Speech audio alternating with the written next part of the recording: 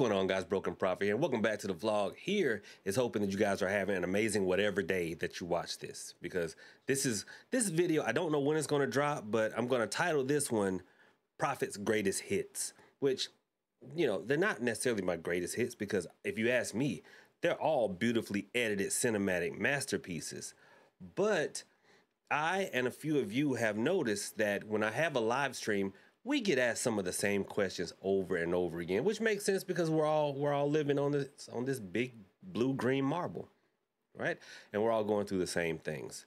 So this is going to be, yes, my greatest hits, but me helping out my wonderful moderators by providing all my most frequently asked spell requests into one video.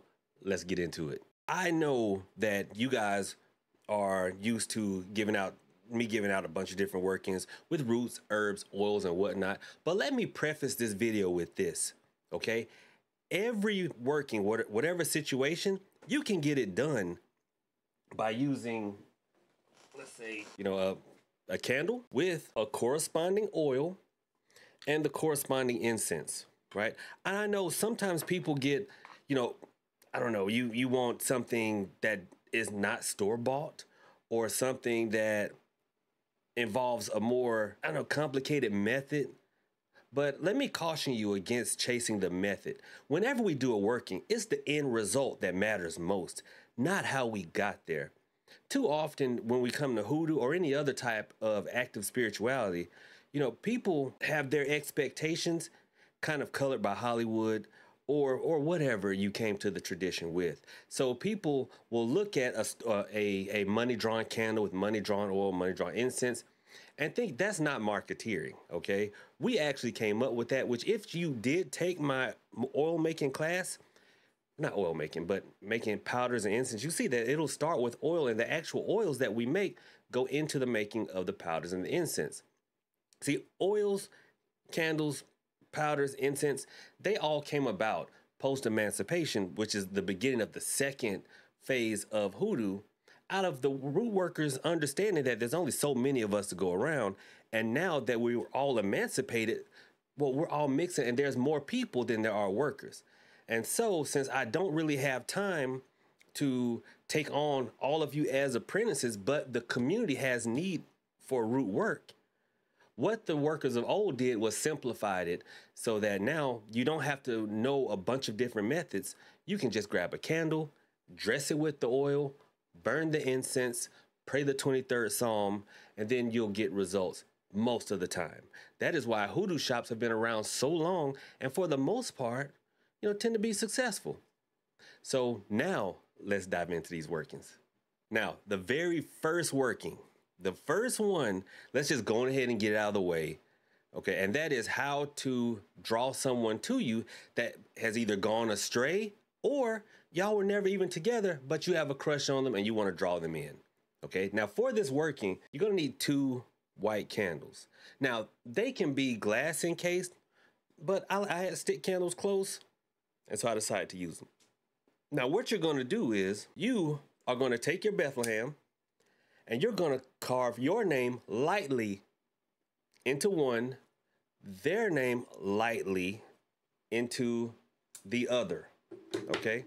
Now, if you're using a glass encased candle, then you're going to scratch your name into the top up there. And then you're going to stand the candle. Oh, let me back up. You're going to need for this some rose petals and a little bit of catnip. And I'll tell you why.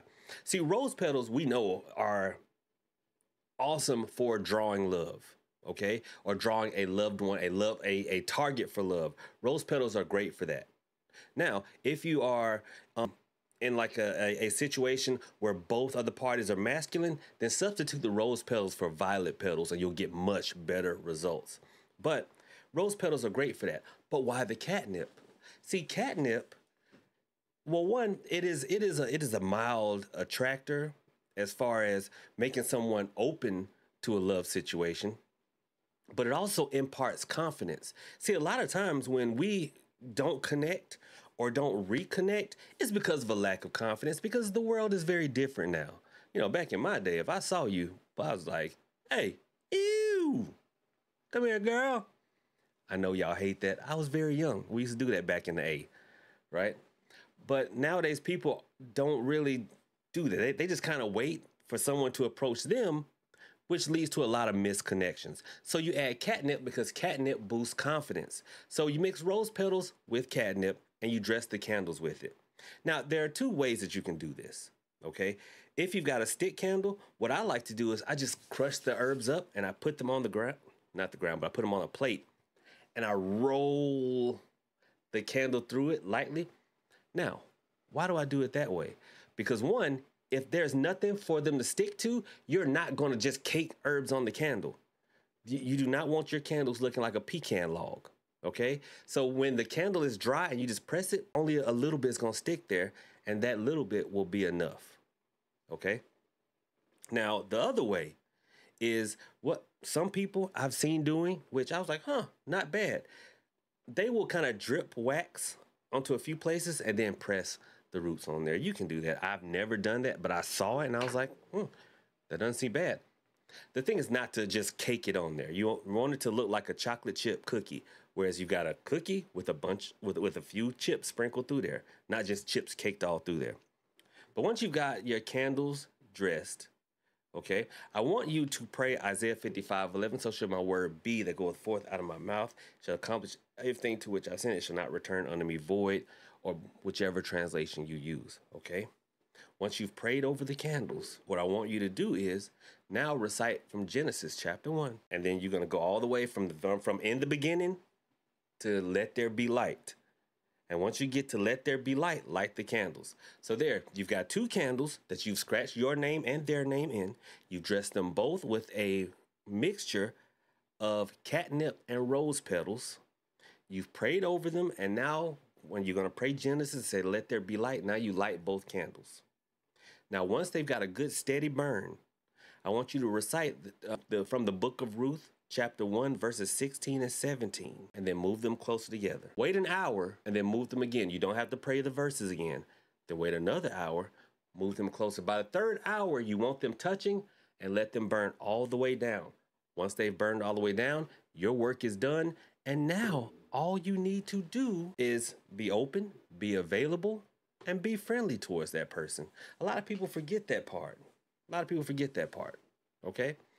And if I didn't explain, I think I forgot to explain it, but we add the catnip so that you can get the confidence to say hey to them, or if they kind of have a crush on you, they'll have the confidence to speak to you back. Okay? Simple working, very easy. So go on out there and get you some love. Okay, so next up on the list is court cases. Broken Army, y'all's a felonious bunch, because I get asked about court cases or law stay away and stuff literally every live stream. So that's why it is on this list. And my channel members are watching me here. They're here with me, filming it live in front of them. So you guys are going to get the edited version. The channel members are watching all the behind the scenes. So become a channel member and, come join us. But anyway, so court cases are a lot simpler. Okay, they're a lot simpler, but they come in a couple of phases. So we're going to work both phases with a couple of different workings, if you don't mind. Now, first is if you are in the early stages. The early stages of a court case are the best time to start working. Now, if it's a criminal case, like as soon as you get arrested, right? If it's any other kind of case, when you start the opening talks. Now, a lot of you will come back to me and you'll say, well, I'm in a custody situation. What about that? Yes, a court case is a court case, even if it's an internal court case. And what I mean by that is if you get in trouble on your job and Human Resources is holding a hearing, that's a court case. It's just not a public, it's private, but it's still a court case. So you can do this working as well. So if you're in the opening part of it and, not really far along, then get you an Aaron's rod. Now, Aaron's rod is a stick. Now, you can get it from wherever. I'm just showing, my products from King Lou's Hoodoo Shop, one of the premier African-American owned hoodoo shops in the South. Southern owned, Southern bred, and when we die, we'll be Southern deleted. Okay? But this is Aaron's rod. Aaron's rod is great for a court case, especially in the beginning, because it kind of steers the flow of justice more towards our direction, and properly applied Aaron's rod has been known to stop them altogether. So what you want to do is, before you have to make a statement, before you have to do anything in the opening part of your court case, you want to soak the Aaron's rod in water the night before.